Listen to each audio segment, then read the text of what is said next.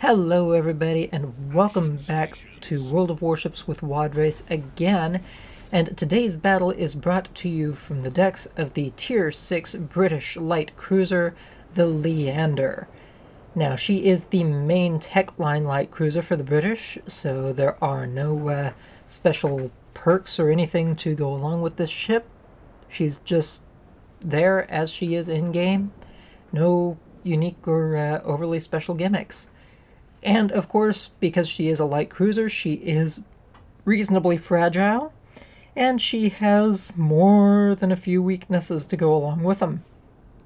On the other hand, however, she does have a decent number of strengths, and one of those strengths lies in her reasonably rapid-firing main battery guns, the fact that she has the very short fuse British armor-piercing shells, which also have reasonably good ricochet angles. So, while she may not have the best ammunition for most scenarios, to say the least, being limited only to armor-piercing rounds, she certainly has some benefits going for her in that regard as well, especially when she has targets that provide beautiful broadsides for her. And that is something that we are actually going to be seeing when this battle kind of starts getting into full swing. Now, I initially start off by coming over towards the A cap. I am the closest to A, and I'm going to be the closest to A for a fair chunk of time. And while I do have another cruiser and a friendly Nicholas over here with me, I'm just going to be drawing the vast majority of the enemy fire because, well, maybe not the vast majority, because I do actually play my cards rather cautious, if I'm being perfectly honest. But I'm not exactly in any of the best positions to not put too fine a point on it. My first intention is to eliminate the enemy destroyer completely, and well, let's just say that these AP shells could definitely have a little bit better penetration, but it definitely does the job. I'm at least winning the engagement against the Nicholas. So, overall, I do just take out the destroyer, but not before it gets off torpedoes and completely eliminates my chances of trying to sneak around the side of the island. Although, all things considered, me trying to go around the island actually would have been a bad idea. First off, the enemy Leander takes out the friendly Nicholas, who was trying to torpedo it. And so, yeah, I probably saved myself a little bit of hurt by not going around the island quite then. Of course, I do still have a little bit of ways to go to deal with the Leander. And unfortunately, my torpedo accuracy isn't exactly going to be the greatest here either, because I believe, yeah, all four of these torpedoes just completely miss. So it's down to whatever shells I can pump into the side of her before I get killed, or before my friendly off to the side gets killed. Definitely not the best position to be in, having equal tier, basically same class ships staring right at my side. But I do get the kill hit, and am able to redirect my fire over to the Kirov, which unfortunately is not as lucky as the enemy Leander was. Lots and lots of citadels, to say the least.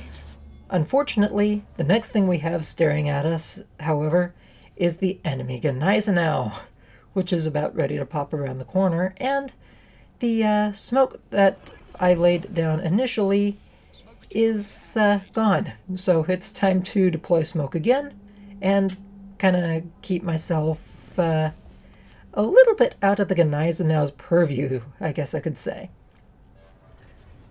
So, and the other nice thing about dropping my smoke where I did is that it also provides some cover for the friendly Miyoko, who is trying to get close enough to deal some damage himself. Though, to be honest, I'm not entirely sure what all he did this match, aside from, sorry, not Miyoko, Aoba. But that's beside the point. Of course, the Gneisenau now did slow down enough where the salvo of torpedoes that I tried dropping at it just completely miss. That was an absolutely miserable shot, if I do say so myself. I had expected it to keep going in one direction, but it slowed down and started turning around. And just... Oh, sorry, had a little bit of a yawn there. But it just had to slow down, turn around, and completely throw off my shot. But I'm going to be getting another chance at her in very short order here. Because the one thing that I'm doing is and this is probably one of the better things that I opted to do for this match, was I just kept kind of dancing around in front of this one island. It was just about the only thing that really offered me any reasonable amount of protection or cover in the area, and I was not about to forego that at all. Now, fortunately, the Gneisenau beaches, which means I can launch torpedoes at it with a predictable, very predictable, I might add, direction on where those torpedoes are going to land and where the Gneisenau is going to be when they actually get there. And it's going to do a pretty substantial amount of damage to that Gneisenau also. Certainly more than enough to leave it hurting. But the other thing is, because it was under fire earlier from the Alba, the floods that are incurred by the torpedoes stick. So this Gneisenau is actually going to flood out, and that's actually going to be the match. It does take a good chunk of time for it to take over because the Gneisenau does engage its repair party and try to survive, but it's just way too little and way too late. Anyway, definitely not a bad match to say the least. 104,563 points worth of damage done, and 148,000 credits earned. 1,640 experience points earned, as well as 99 free experience points. That was for 75 main battery hits, 3 torpedo hits, 4 kills, 2 floods, 8 citadels on the enemy cruisers that I fired at, 13 defended ribbons, 18 secondary battery hits.